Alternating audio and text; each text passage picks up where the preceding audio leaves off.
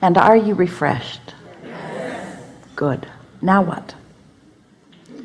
Wonderful to be here. Yeah. Before I begin to say what I need to say, would like to say that my situation has brought me great clarity, even though it has brought a lot of contrast too. Yes. Currently, my marriage is in strain, and that's because my daughter's a teenager, and there's been certain situations where I think she's not aligned when she's making decisions, and that's where I step in, and the mom is more open to let her experience certain things. There has been times where things have been hidden from me. So my question would be, should I just allow, even if I see that my daughter is in a position where she's not making a decision that is purely aligned, and as a father? Well, here's the thing. You have to decide, are you trying to teach behavioral control, or are you wanting to teach, through the clarity of your example, alignment and therefore inspired behavior? That's what I want. Because what happens if you don't allow someone to find their own alignment, if you don't allow them to feel their own freedom, they just get sneaky. And then it becomes this behavioral thing where you're keeping things from us that you shouldn't keep from us, where what's really going on is that you are sticking your nose in where it doesn't belong. And we know these are harsh sounding words to well-meaning parents, but so many parents really believe that their children aren't wise, that they will make bad decisions, and so they need to make all of the decisions for them. And there are a number of problems with that. First, your children never get good at making decisions if someone else is making them for them. Next, you are setting a very powerful message forward that says you are not to be trusted, which perpetuates more mistrust. So when you think about what your true objective is, which if we were standing in your physical shoes as parents, or in your shoes as teachers or mentors, or if we were standing in our own non-physical, non-shoes, wanting to assist you in happier life experience, we would have one objective and one objective only as it relates to other people, and that is, how can I, what could I do, what could I say, what could I think, what could I emit vibrationally that will support their belief in their own alignment, their accomplishment of their own alignment. Because you can make rules and requirements, you can make lists of do's and don'ts. Humandom is doing that all over the place, and then you become those that have to enforce. You can't even agree on what the rules are. In other words, things get to be quite in a mess, don't they? Yes. As you are trying to control behavior. And so we just have some simple questions for you. Have you been able to effectively achieve any consistent control over anyone in your entire life? And here's another question. Do you enjoy it when anyone attempts to control you? Absolutely not. So it isn't your nature. We had a whole segment here with our furry friend and our less furry friend a little bit ago, where what is being reached for is that alignment. What is being reached for is that feeling of freedom.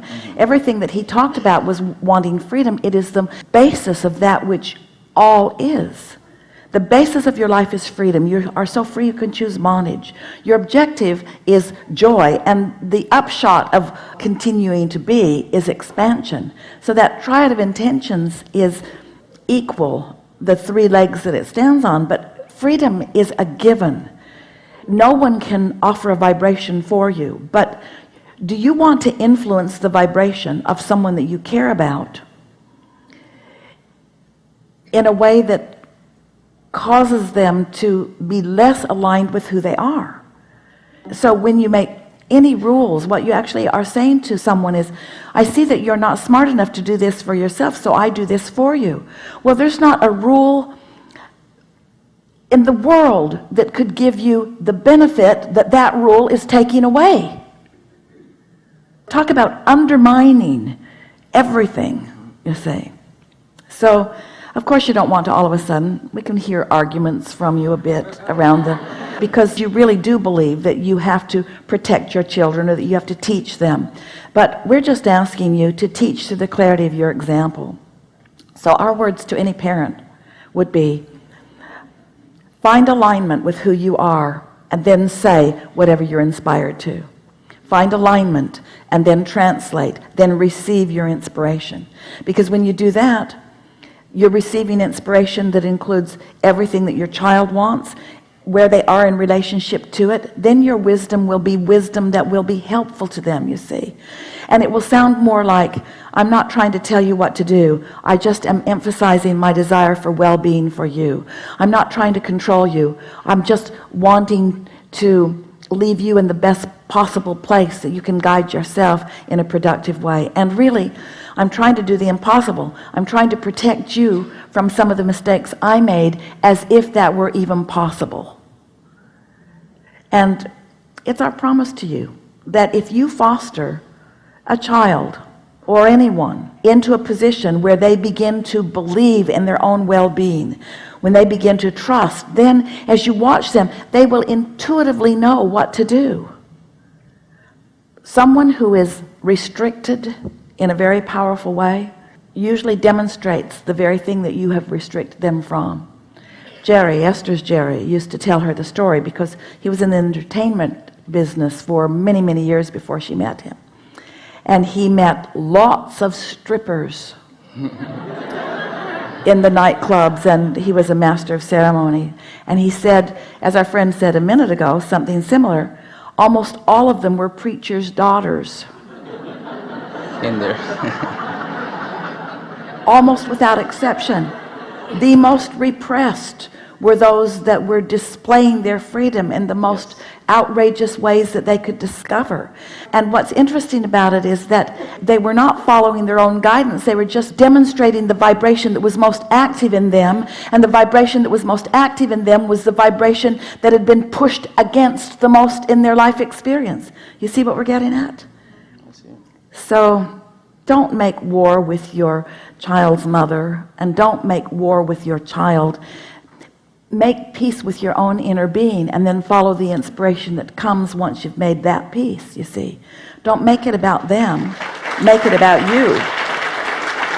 So if you can hold worrisome thoughts about your daughter and feel good, of course you can't.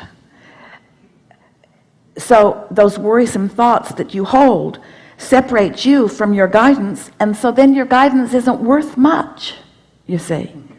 You have to think thoughts of success and thoughts of well-being. You have to find ways of trusting. You have to have faith in her ability to guide herself even when she's demonstrating otherwise. What is the definition of faith anyway? Everything that we're talking about here, we're talking about holding a vibrational frequency even before the evidence is there. Well, if there's ever been a conversation where we would like to apply that, this is it. Where we want you to have faith in the success of your children even before they've figured out how to demonstrate it. Because they will never figure out how to demonstrate it if you don't have faith in their ability to guide themselves. That's excellent.